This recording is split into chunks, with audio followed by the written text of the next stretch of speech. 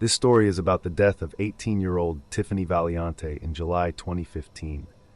She lived in Mays Landing, New Jersey, a quiet area about half an hour from Atlantic City.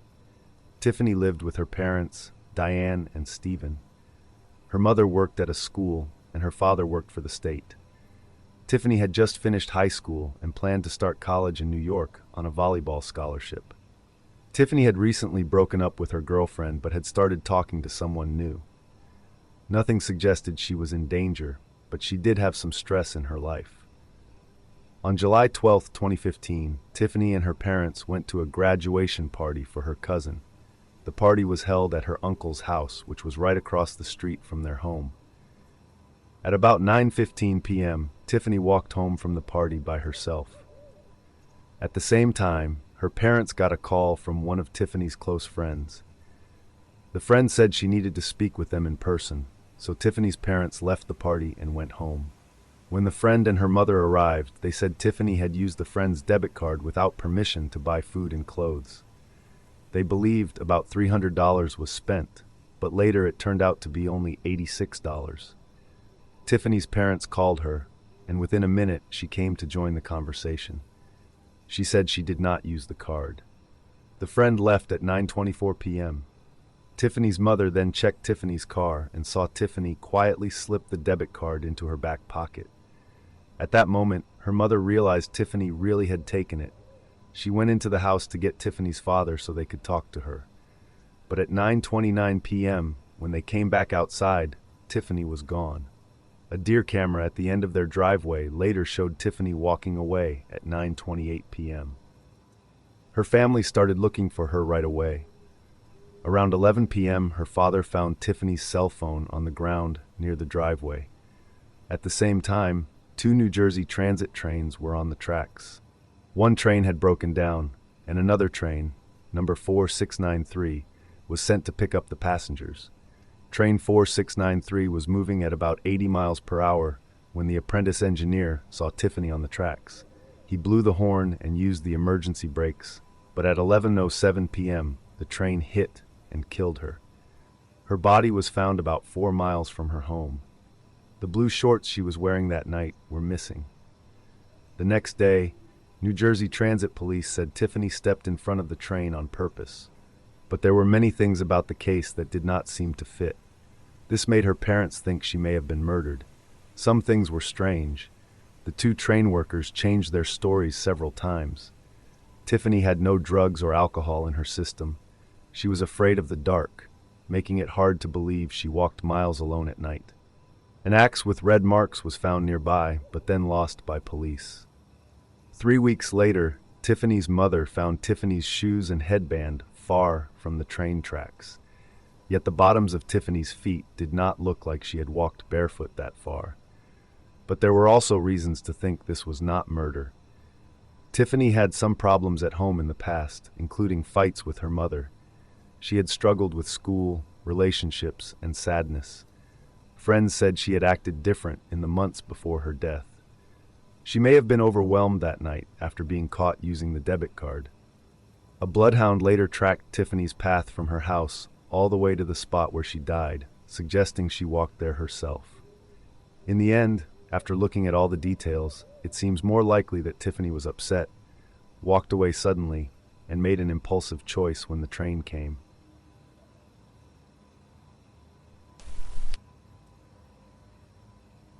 Terrence Woods, 2018. Terrence Shemmel Woods was born on October 24, 1991, and grew up in Capitol Heights, Maryland. He had 3 brothers and sisters. He went to the University of Maryland, where he studied TV and film. He finished school in 2013. After college, he moved to London and worked on a few TV shows for the BBC and ITV. In 2018, he moved back home to Maryland. Terrence was offered a freelance job as a production assistant for a London company called Raw TV. They worked on a Discovery Channel show called Gold Rush, Dave Turin's Lost Mine. His job was supposed to start on October 1st, 2018, and last until the second week of November. The filming location was an old gold mine called Penman Mine in Idaho. The area was deep in a large forest in a rough and wild part of the state.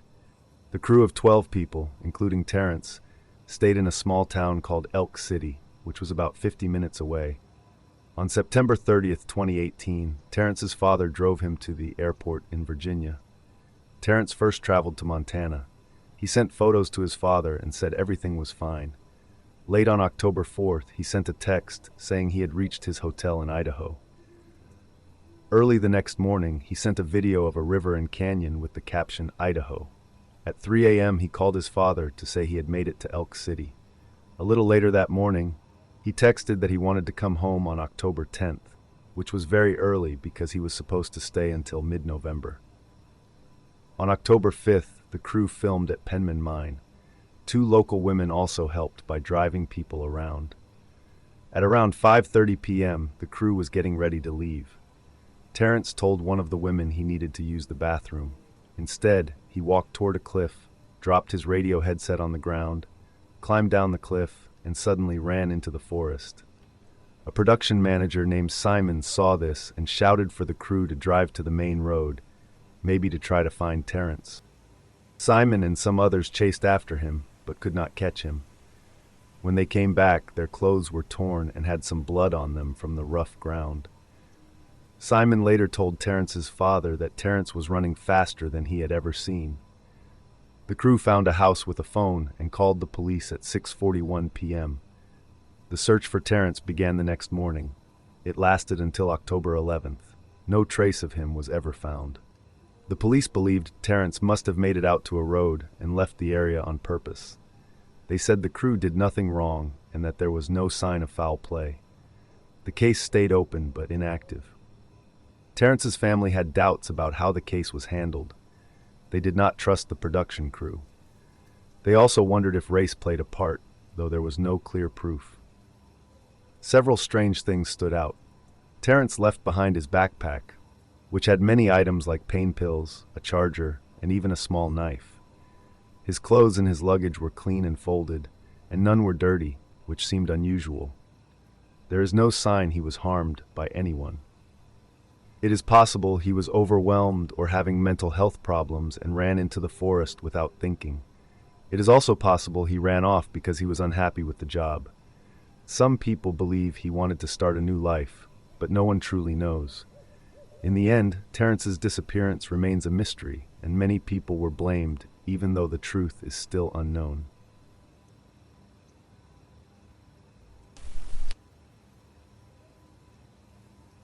Karlie Guse, 2018. Karlie Guse was born on May 13, 2002. Her parents, Lindsay Fairley and Zachary, separated when she was 3 and later divorced. In 2009, Zachary married Melissa and they had 2 more children. After the marriage, Karlie and her brother moved in with Zachary and Melissa. In August 2018, the family moved to a quiet area called White Mountain Estates, about 12 miles north of Bishop, California. The area was surrounded by desert, with mountains far in the distance. Karlie went to Bishop Union High School and worked part-time at the same company where her stepmother Melissa worked. When Karlie was 16, she started dating a boy named Donald. On October 12, 2018, at about 6 p.m., Karlie asked Melissa if she could go to a football game, but Karlie did not plan to go to the game. Instead, she wanted to go to a party with her boyfriend. Melissa believed her and said yes. At about 8 p.m., Melissa called to ask if Karlie needed a ride home. Karlie said her boyfriend would drive her, but while at the party, Karlie suddenly became very scared and panicked. At 8:30 p.m., she called Melissa and begged to be picked up.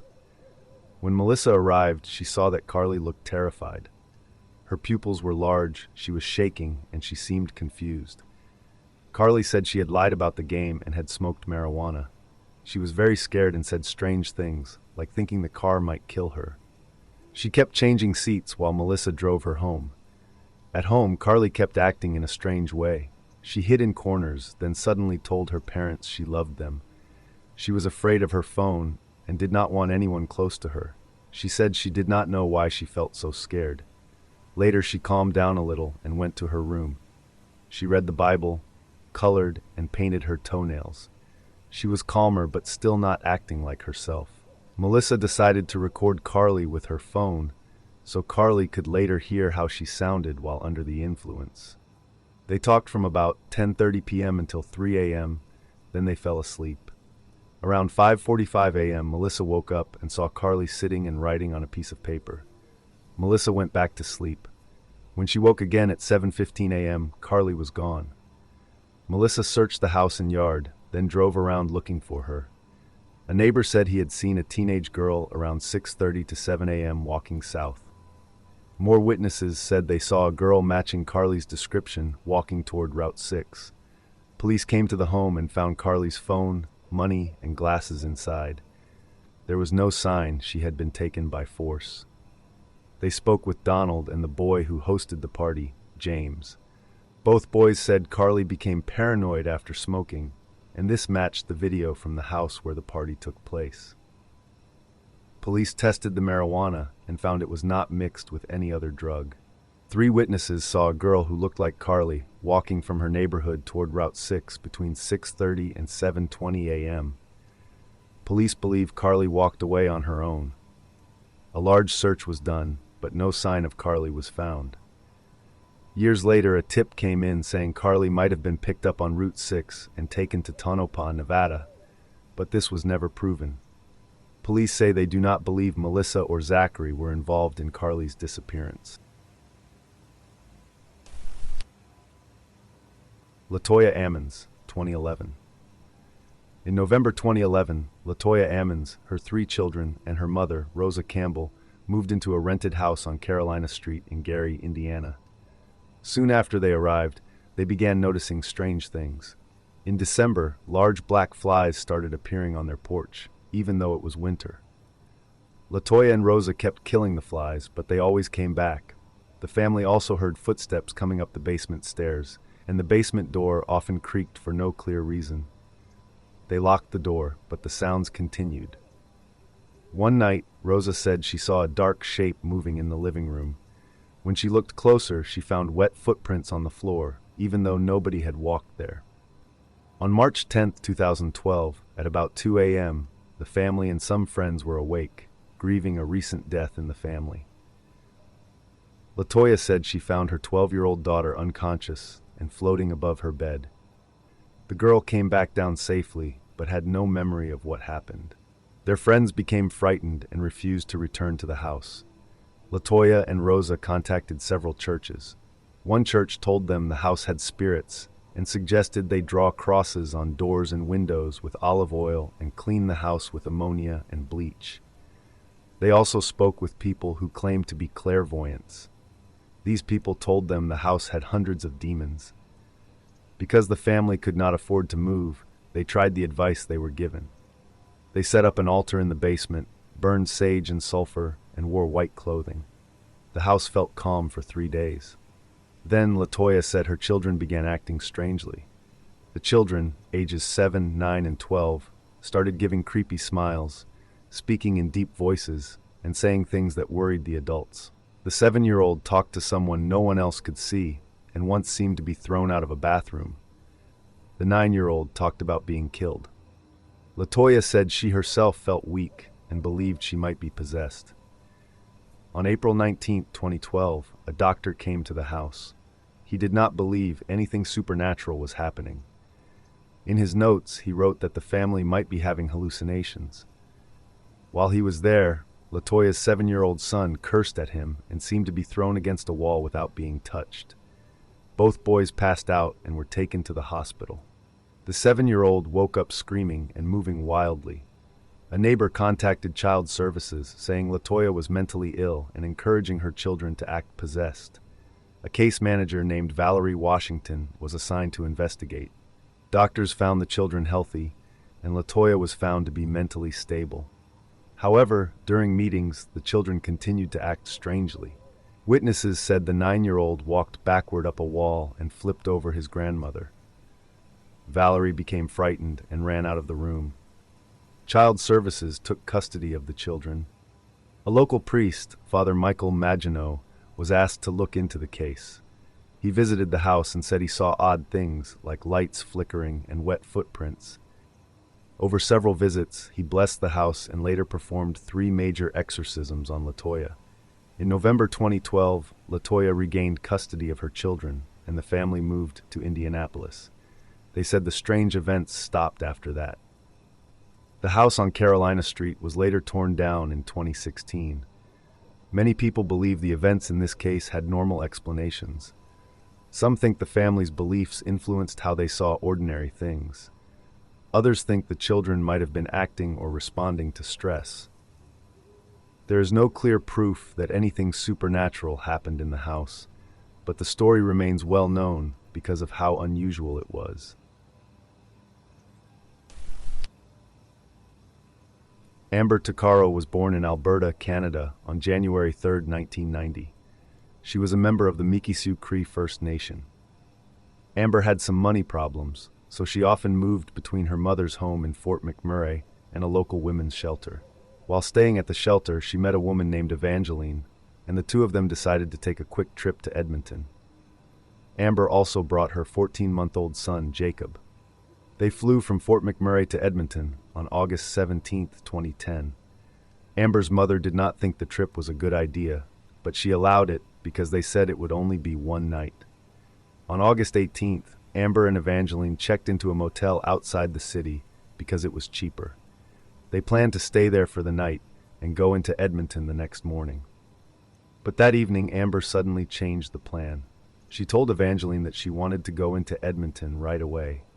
Evangeline agreed to watch Jacob, and Amber walked out to a nearby road to hitchhike.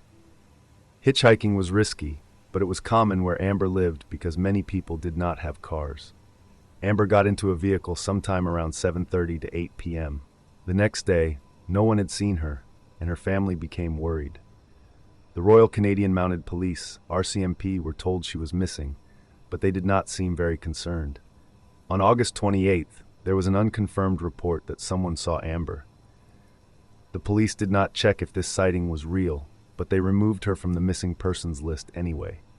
They also failed to collect her belongings from the motel in time, and her suitcase was destroyed. The police continued to say Amber had simply run away to enjoy herself, even though she had left her baby behind. For almost 2 years, nothing new happened in the case. Then, on August 28, 2012, the police said they had a recording of a phone call Amber received on the night she disappeared.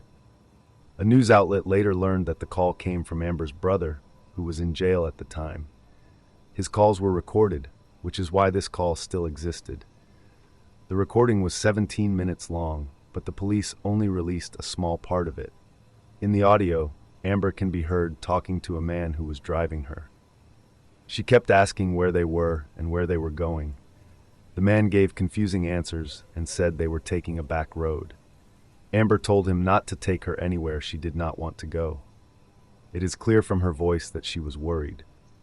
Police hoped someone would recognize the man's voice. 3 people said they knew who it was. The man they named was taken into custody, but the police later said he was not a suspect. Only 4 days after the recording was released, riders on horseback found human remains in Leduc County. They were identified as Amber's.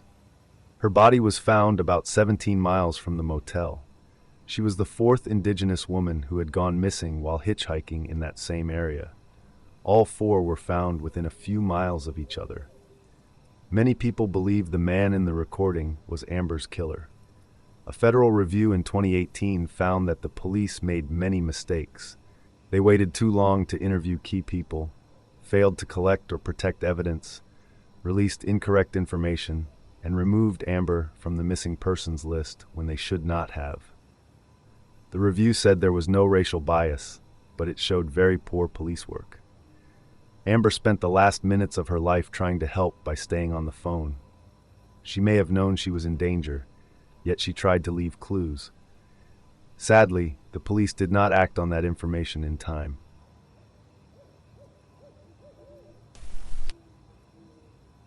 Brandon Lawson, 2013.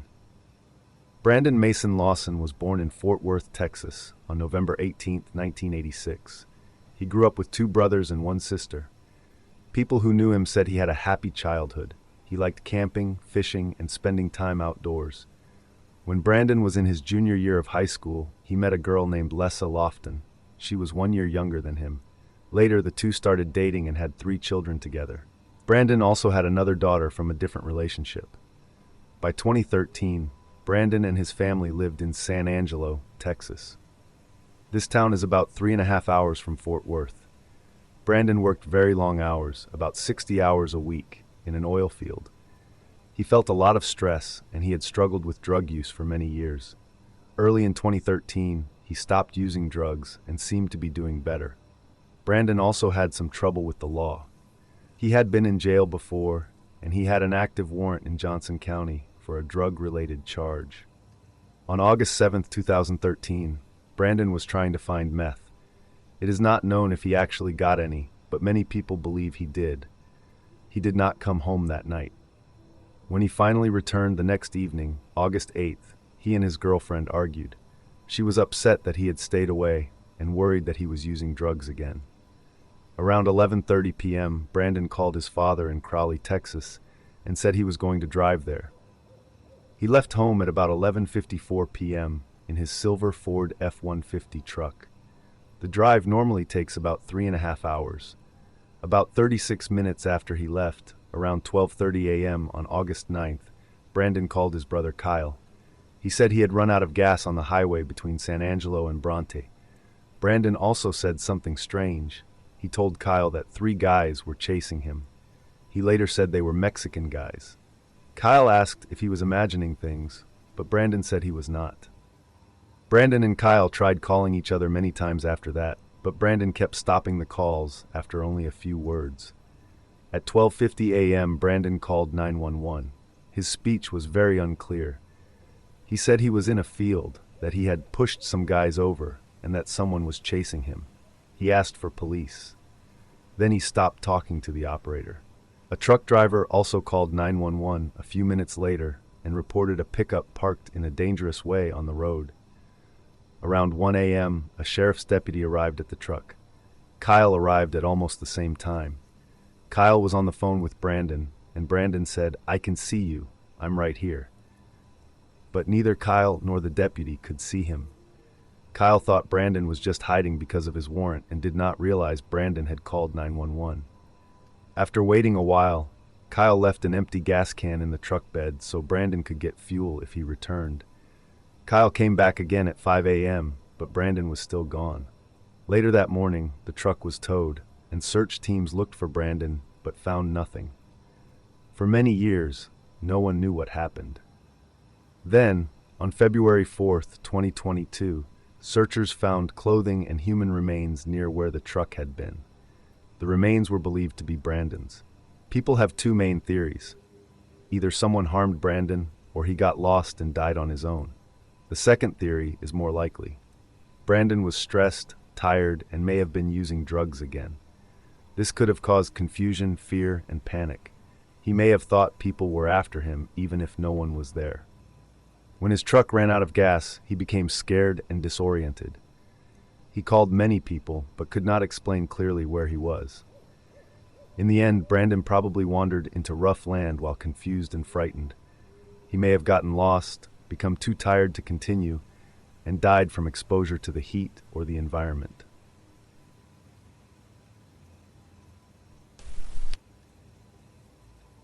Irasema Chavez was born in 1979 in Monterrey, Mexico.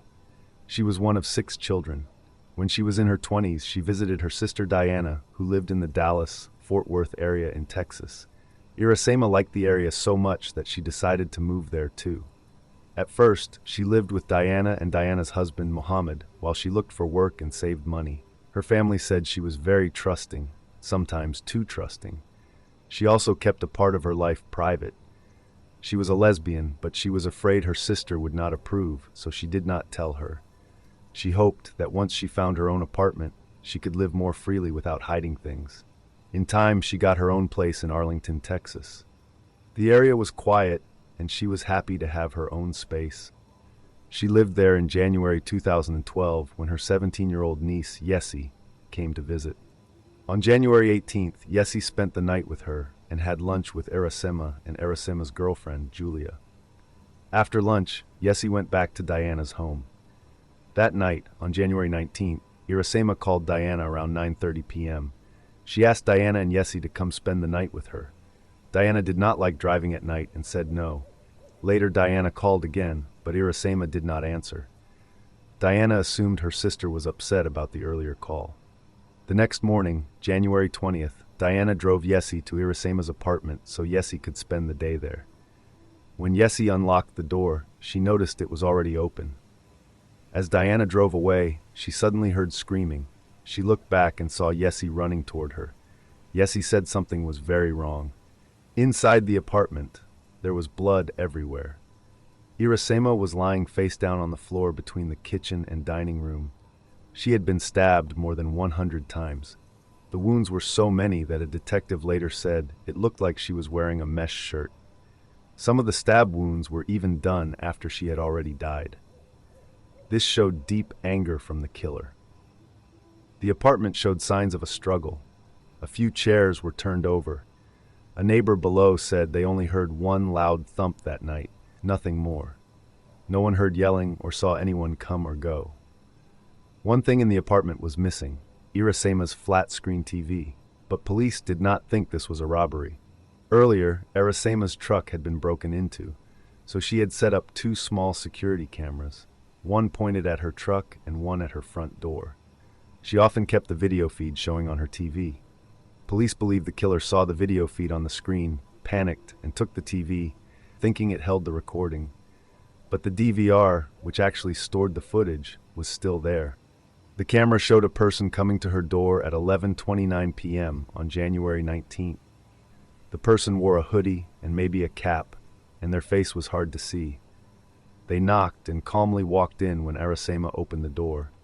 The camera was unplugged about 10 minutes later, likely when the TV was taken.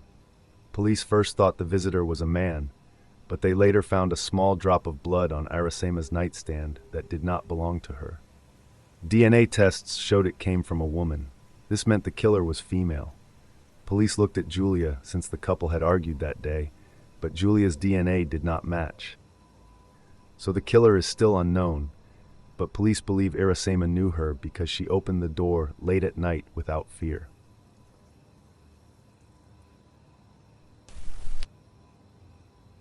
Marshall Iwaasa, 2019. Marshall Iwaasa was born in Lethbridge, Alberta on January 3, 1993. Lethbridge is a city a few hours south of Calgary and not far from the Montana border. As a child, Marshall enjoyed sports. He played rugby and football, and he loved being outdoors. After high school, he became very interested in fitness and bodybuilding. Because of this, he spent time with a new group of friends, and he lived with some of them in Lethbridge. Marshall worked at a grocery store for a while and later did different kinds of manual labor. After some time, he moved to Calgary to study software development at the Southern Alberta Institute of Technology. He lived in a basement suite while going to school. In the summer of 2019, his family believed he would return to school in the fall, but they also noticed he did not seem very excited about going back. He said that some people in his field did fine without a degree, and that experience and connections were more important. Later, his family found out that he never returned to school at all. On Sunday, November 17, 2019, Marshall drove his 2009 GMC Sierra pickup truck from Calgary to Lethbridge to help his mother with a computer problem. He left her house at 11 p.m., telling her he needed to pick something up from a storage unit and then returned to Calgary for school the next morning. His family still believed he was attending classes. Marshall arrived at the storage unit around 11:30 p.m. The building required a code for entry, and he tried several times to get in. What he did not know was that the storage place was locked down at night, and no one could enter until 6 a.m. He waited through the night and finally got inside at 6 a.m. on November 18th. He stayed until about 8:30 a.m. After this, Marshall was never seen again. 4 days later, on November 23rd, hikers near Pemberton, British Columbia, found Marshall's burned-out truck at a remote trailhead. This location was about 14 hours away from Lethbridge and deep in the wilderness. It was not a place someone would end up by mistake. The hikers felt uneasy and left the area, then told the police. The police had trouble reaching the scene and did not arrive until 2 days later. At the site, police found many items scattered around: clothing, 3 smashed phones, old passports, and gaming systems. Some of these things belonged to Marshall and some did not. Several items that should have been there, like his backpack, wallet, laptop, and contacts, were missing. Parts of the truck, including the steering column, had been removed. There are 2 main ideas about what happened to Marshall. One is that he caused his own disappearance. The other is that someone harmed him. Marshall had been stressed and had not told his family he had dropped out of school. Police said they saw no signs of a crime and no proof another person was with him. Marshall's family, however, believed someone else was involved. They pointed out that Marshall had no reason to go to that remote place, that his truck was burned, and that some items found near the truck were not his. They also wondered how items around the truck moved between the time the hikers found it and the time police arrived. Still, there are reasons to believe Marshall was alone. He had been withdrawing from people, he avoided hard conversations, and he may not have wanted to talk about leaving school. There was no sign of a struggle, and no clear motive for anyone to hurt him. Some people think he walked into the wilderness and died of exposure. Others believe he intended to take his life. He may have been dealing with problems he never shared. On the surface, Marshall seemed to be doing fine, but inside he may have felt lost. His burned truck and scattered belongings paint a picture of deep pain, and his disappearance remains a mystery.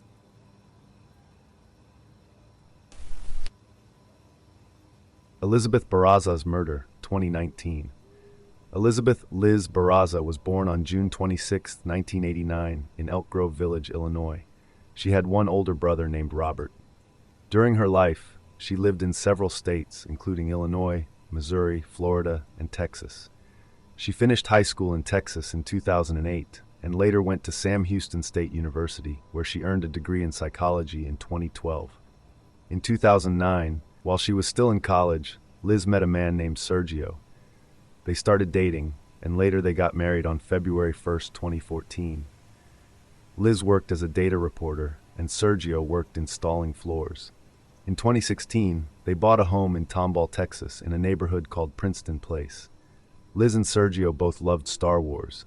They were part of a group that dressed up in Star Wars costumes. They spent a lot of time making their costumes look as real as the ones in the movies. They also used their costumes to help others, and visited sick children in hospitals to cheer them up. In January 2019, Liz and Sergio were planning a trip to Orlando, Florida, to celebrate their 5th wedding anniversary. They wanted to visit Disney World and Universal Studios. Their trip was set for January 27th. To earn a little extra money for souvenirs, they planned a 2-day yard sale for January 25th and 26th. Early in the morning on January 25th, a black Nissan Frontier truck was seen on security cameras in the neighborhood. Around 6:08 a.m., Liz drove to Starbucks for coffee and came back home a few minutes later. She began setting up the yard sale, and Sergio helped her for a short time before leaving for work. At 6:47 a.m., the same truck was seen again. The driver moved around the area, waiting. A few minutes after Sergio left, the truck drove toward Liz's house. At 6:52 a.m., the driver got out of the truck and walked up to Liz while the engine was still running. Liz greeted the person, and they spoke for only a few seconds. Then the person pulled out a gun and shot Liz 4 times. After she fell, the shooter walked closer and fired one last shot. Then they ran back to the truck and drove away. Neighbors heard the shots and called 911 right away. Oddly, the truck came back through the neighborhood less than 2 minutes later and even drove past Liz's house again before leaving for good. Liz was taken to the hospital but died the next day. Police looked deeply into Liz's life but found no reason anyone would want to hurt her. She was kind, helpful, and not involved in anything dangerous. Nothing was stolen, and it was clear the shooter came only for her. The killer seemed to know the perfect time to come, after Sergio left but before other people were awake. Only a few people even knew about the yard sale, which made the case even more confusing. The shooter's identity is still unknown. It is not clear if the killer was a man or a woman. Police also looked at Sergio, as husbands are often suspects in cases like this, but there was nothing to show he was involved. Their marriage seemed healthy, and he was truly heartbroken. Many people believe the killer was someone who knew Liz or had strong feelings about her, even if she did not know them well. To this day, Liz's death remains a mystery. She lived a good and careful life, and there was no clear reason for anyone to harm her.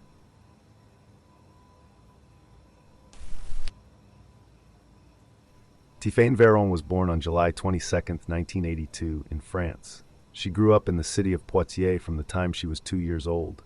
As an adult, she studied art history, and she also learned Russian and Japanese. Doctors found that she had epilepsy, but after a lot of treatment, her condition improved. Because of this, she was able to live a normal and active life. Before her trip to Japan, she worked in a school in Poitiers, helping children with disabilities. In July 2018, when she was 36 years old, Tiphaine decided to travel alone to Japan. She planned a 3-week trip and wrote her plans down carefully in a notebook. She arrived in Japan on July 27th, landing at Narita Airport. She spent her first night in Tokyo, and then, on July 28th, she went to the mountain city of Nikko, north of Tokyo. Nikko is known for its old temples and nature. One famous place there is the Toshogu Shrine, which has many beautiful buildings and tall cedar trees all around it. After arriving in Nikko, Tiphaine checked in at the Turtle Inn. Security cameras showed her arriving at the inn between 4 and 4:30 p.m. that day. She sent photos to people she knew on WhatsApp. A typhoon was coming, so she stayed inside the hotel for the evening. On the morning of July 29th, she ate breakfast in the hotel between 8:30 and 9:30 a.m. Another guest took a photo of her at 8:41 a.m. After this, things become unclear. The hotel manager said he saw her leave around 9:53 a.m. with a small shoulder bag. But her phone still sent signals from her room after that time, which made things confusing. When she did not return to the hotel that night, the staff became worried. On July 30th, at around 10:30 a.m., they entered her room and found all her things still there, including her passport. They then reported her missing. On August 1st, Tiphaine's family in France was told about her disappearance. On August 6th, her sister and 2 brothers flew to Japan to help with the search. Her mother asked France's president to help as well. Many people tried to find answers, but no new information came. In September, her sister asked tourists to send any photos taken in Nikko at the time, hoping that something important might appear in the background. The family kept pushing for more help. In 2019, rescue teams searched the mountains, but they found nothing. The family said they did not believe she had an accident. They said the information from witnesses did not match, and the timeline from the hotel did not make sense. They also looked at her Google Maps records, which showed that her phone stopped working at 11:40 a.m. on July 29th. There were also reports of dangerous events in the area around the time Tiphaine disappeared, including violent crimes and bodies found in forests and rivers. Some people said there was a man pretending to be a tour guide near a shrine. This man was known for making unwanted contact with women, but he had not been seen since early 2018. There were also questions about the hotel manager, since he was the last person to say he saw her, and his statements did not match. The family's private investigator also said tests showed large stains on the wall of her room, but no official results were shared. Tiphaine's family believes she did not leave on her own. They continue to fight for answers today, asking Japan, France, and even the United Nations to work together on the case.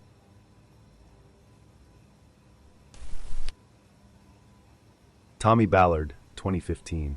Tommy Ballard was born on January 7, 1962, in Louisville, Kentucky.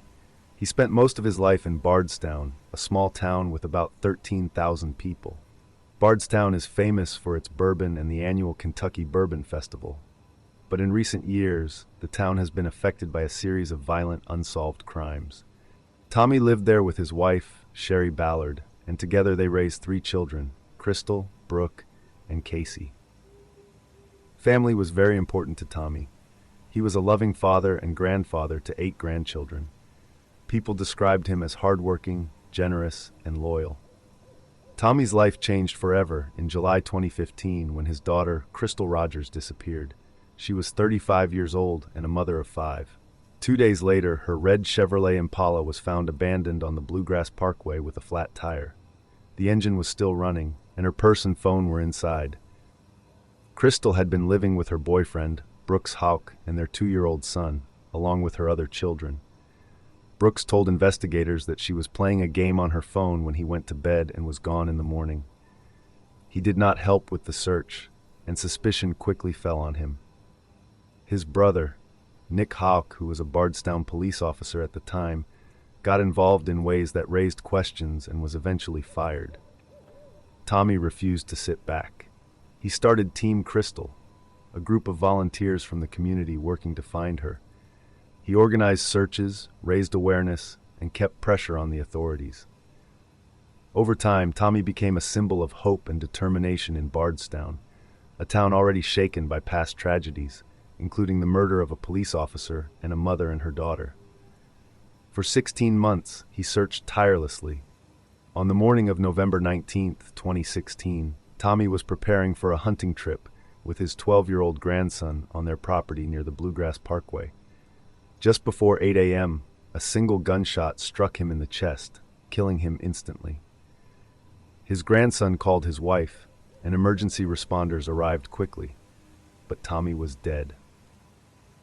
Investigators ruled out suicide. His own gun had not been fired, and the fatal shot came from a distance, likely from the woods near the edge of the property. The FBI later confirmed that Tommy's death was a homicide. The murder shocked the Ballard family and the entire Bardstown community. In October 2023, prosecutors revealed that a rifle believed to be the weapon used to kill Tommy could be traced to Nick. Forensic tests suggested a strong match. In 2025, Brooks Howell and 2 others were convicted in connection to Crystal's murder, but Tommy's killer has never been caught. The Ballard family continues to seek justice. They raised the reward for information on Tommy's murder from $20,000 to $50,000, and the FBI offers a separate $10,000 reward. The community has supported them through rallies, searches, and awareness campaigns. Sherry Ballard has said the family will not have peace until Crystal is found and Tommy's killer is brought to justice. Ryan Shtuka, 2018. Ryan Shtuka was 18 when he finished high school in Alberta, Canada. He wasn't sure what he wanted to do with his life. Instead of going straight to college, he took a year off to work for his father. After 8 months, he realized that job wasn't for him. He then tried college and work for a year, but again, it didn't feel right. Ryan wanted an adventure. In December 2017, he moved with his best friend to Sun Peaks, British Columbia. They got jobs at the Sun Peaks ski resort and were enjoying life. Sun Peaks is a small town with about 600 people living there, but there are many homes for visitors who come during ski season. On the night of Friday, February 16, 2018, Ryan finished work and went with a few friends to a small silent disco at a local bar. Later, they went to a house party on Burfield Drive. The party had many people coming and going, around 30 to 50 over the night, but by the time Ryan decided to leave, only 9 people remained. Burfield Drive was a regular neighborhood and only a short 5 to 10 minute walk from Ryan's apartment. Around 1 to 2 a.m., Ryan and his friends decided to leave. One roommate went home first without any problem. 2 other roommates left together, thinking Ryan was following, but Ryan never came out with them. Maybe he stopped to put on shoes, talk to someone, or use the bathroom. His friends didn't notice until halfway home that he wasn't with them. They were adults and assumed he could take care of himself, so they went home. The next morning, Ryan still hadn't returned. His friends thought he might have stayed at the party overnight. Ryan never showed up for work that day, and his phone and social media were silent. Around 7:30 p.m., he was reported missing. Ryan's mother, Heather, received a text from his roommate. At first, she didn't think much of it, but then she realized something was very wrong. The message said Ryan didn't come home and didn't show up for work, and his parents filed a missing person report. Ryan was described as 6 feet tall, weighing 180 pounds. He was last seen wearing a burgundy hat, blue jacket, dark jeans, and a gray and white shirt. Despite many searches with police, dogs, drones, thermal cameras, and volunteers, no trace of Ryan was ever found. His parents stayed in Sun Peaks for 5 months to help search, checking garages, abandoned buildings, and trails, but nothing turned up. Even after the snow melted and over 40 volunteers joined the search, Ryan was still missing. There are many theories about what happened to Ryan. Some think he accidentally took the wrong path while walking home and got lost in the snow. Others wonder if drugs played a role, though nothing confirmed this.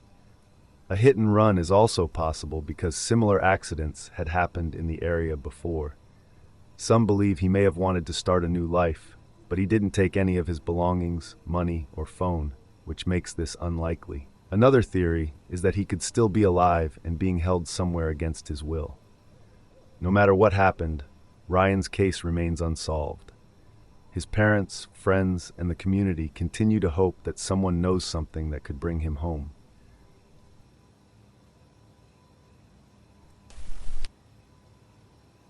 Skelton Brothers, 2010. John Skelton and Tanya Zuvers got married in 2002 and lived in Morenci, Michigan. They had 3 sons together, Andrew, Alexander, and Tanner. John worked as a truck driver who often traveled long distances, while Tanya stayed home to take care of the children. Tanya had a criminal record from 1998 when she was convicted of misconduct involving a 14-year-old neighbor. This was considered a misdemeanor. In 2009, John lost his truck driving job after being convicted of driving under the influence. After losing his job, he began drinking more and spending more time at home. On September 13, 2010, Tanya filed for divorce. On the same day, John took Andrew and Alexander out of school and left for Jacksonville, Florida, where his parents lived. Later, after police involvement, John returned the boys to Tanya. She was granted full custody, but still allowed John to have visitation rights. John asked Tanya if he could have the boys over Thanksgiving, and she agreed. The boys were dropped off at John's house on November 24, 2010. At that time, Andrew was 9, Alexander was 7, and Tanner was 5. The plan was for John to return the boys to Tanya on Friday at 3 p.m. However, when Tanya called on Friday to bring the boys back early, John told her they were in Jackson, Michigan, and he was unsure when they would return. He then said the boys were with a friend named Joanne Taylor, and he did not know when they would be back.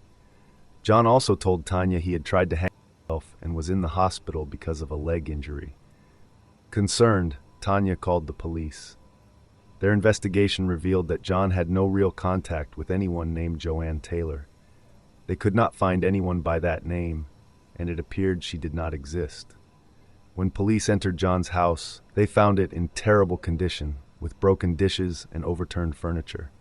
John's phone records showed that on November 26 at 4:29 a.m., his phone left his house and traveled about 30 minutes to Holiday City, Ohio, a rural area he was familiar with. The phone seemed to turn off at 5:02 a.m. and was back in Morenci, Michigan by 6:46 a.m. John claimed the phone had traveled without him, but this story was unbelievable. John was arrested and charged with multiple counts of kidnapping and unlawful imprisonment.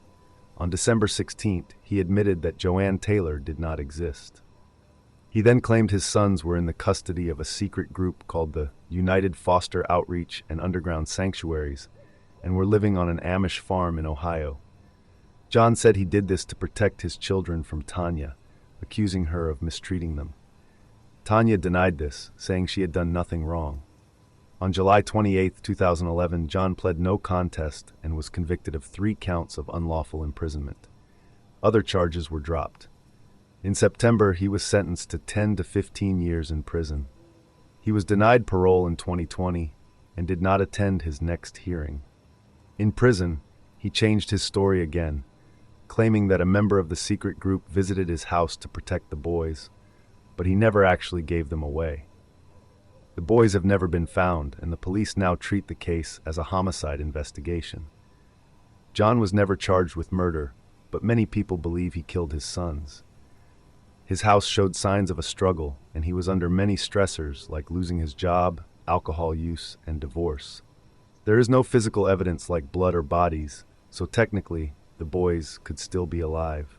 The state got him on the other charges, giving him a long prison sentence while waiting to see if the boys were ever found. This case shows how family breakdowns can push someone to extreme actions. Losing a spouse and children can destroy a person's sense of purpose, and in desperate situations, some may plan actions that hurt everyone involved.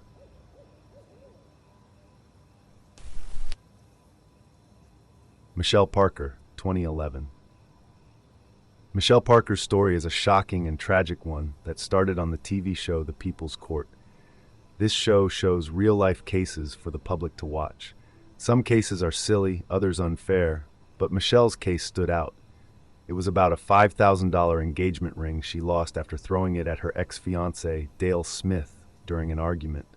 The episode also highlighted the abuse she suffered in her relationship. The episode was filmed months before it aired on November 17, 2011. On the day it aired, Michelle disappeared.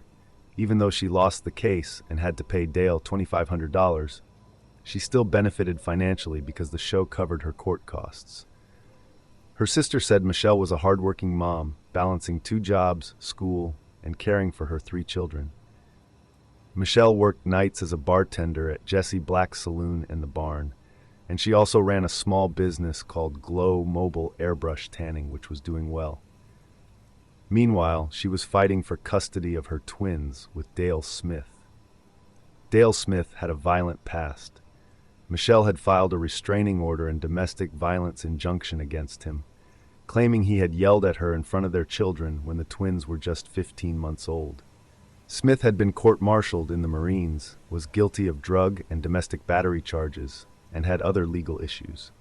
He had been married twice before. One marriage ended in divorce, and the other ended when his wife died from a brain injury after overdosing while he was in jail.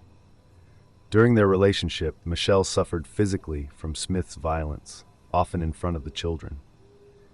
After the twins turned 1, she moved in with her mother for safety.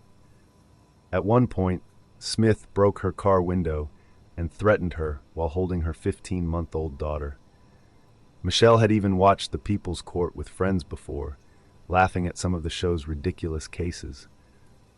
But now she found herself on the same spot. On November 17, 2011, Michelle dropped the twins off at their father's home and was last seen on surveillance at 3:20 p.m. 10 minutes later, her oldest son returned home to an empty house.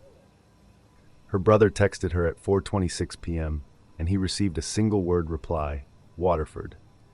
Her family says this was very unlike her, as she usually wrote long, loving messages.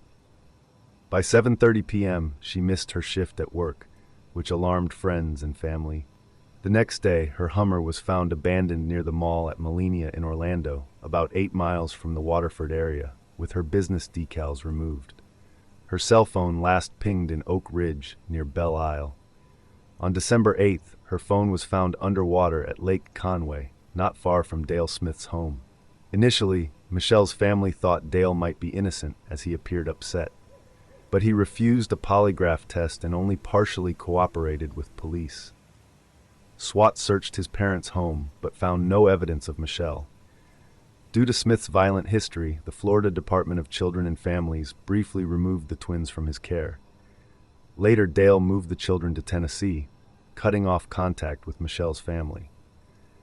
Even a 2018 law giving grandparents visitation rights did not help the Parkers, as the judge denied their petition. Michelle's family believes Dale Smith is responsible for her disappearance and possibly her death. While some initially thought she might have been carjacked, messages between Michelle and Dale convinced the family he was involved. Investigators have no new leads, and Michelle Parker's fate remains unknown. Her family continues to fight for justice for her and her children.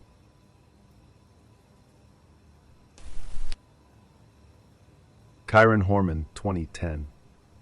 Kyron Horman was born on September 9, 2002 in Portland, Oregon. His father's name is Kane Horman, and his mother's name is Desiree Young. Kyron's parents were married but divorced when Desiree was 8 months pregnant. At first, they shared custody of Kyron. However, in 2004, Desiree developed a medical problem and could not take care of Kyron, so Kane took full custody. In 2007, Kane married a woman named Terry Moulton. They had been together since 2001, and in December 2008, they had a daughter. On June 4, 2010, Terry took Kyron to school around 8:15 a.m. He was taking part in a science fair, and Terry stayed with him for a while. She took a photo of him that day, and that became the last photo ever taken of Kyron. Terry left the school around 8:45 a.m. and last saw Kyron walking to his first class. No one in his first class saw him, and he was marked absent that day. Terry said that after leaving school, she went to 2 grocery stores until about 10:10 a.m. Then she drove her 1.5-year-old daughter around to help with an earache until 11:39 a.m. After that, she went to a gym and worked out until about 12:40 p.m. She returned home at 1:21 p.m. and posted the photo of Kyron at the science fair online. Later, Kane and Terry went to pick Kyron up from the bus around 3:30 p.m., but the bus driver said Kyron was not on the bus. They called the school, and the secretary confirmed he had been marked absent. The secretary called 911, and the search for Kyron began immediately. Despite extensive efforts, Kyron was never found. During the investigation, Kane was told that Terry allegedly offered their landscaper money to kill him in January 2010. The police had the landscaper wear a wire, but Terry did not say anything incriminating. Kane filed for divorce on June 28, 2010, and got a restraining order in July. Terry's friend, Dee Spicer, was also mentioned in the investigation. On June 4th, Dee left a residence around 11:30 a.m. and did not return until 1 p.m. Dee later helped Terry get an untraceable phone but denied being involved in the case. In 2012, Desiree filed a lawsuit against Terry, claiming she kidnapped Kyron. Dee was questioned but refused to answer many questions. The lawsuit was dropped in 2013. Terry has never been named a suspect by the police, and no charges have been filed. She appeared on the Dr. Phil show in 2016, denying any wrongdoing. During the interview, Dr. Phil discussed her behavior after Kyron's disappearance, including Facebook posts and text messages. Terry failed 2 polygraph tests, which she blamed on hearing problems, but polygraphs are not reliable. She said her marriage to Kane was unhappy and denied any murder-for-hire plot. She suggested Kyron might have been kidnapped by a man in a white truck. On the day Kyron disappeared, some witnesses saw Terry with him leaving school. Others saw someone sitting in Terry's truck. Terry washed Kyron's jacket and backpack, but the items she said she bought at stores were never found. She had a leg injury that she said happened at the gym. Terry has been described as charming, but also strict and controlling. She has a past DUI arrest, but no serious criminal record. Kyron being taken to school makes it seem unlikely she kidnapped him. Her limited criminal history does not suggest she would commit murder. There is a lot of anger and tension among the adults in Kyron's life, which makes it hard to know the truth. While some details about Terry seem suspicious, there is no proof she took Kyron, and sadly, whoever is responsible may never be caught.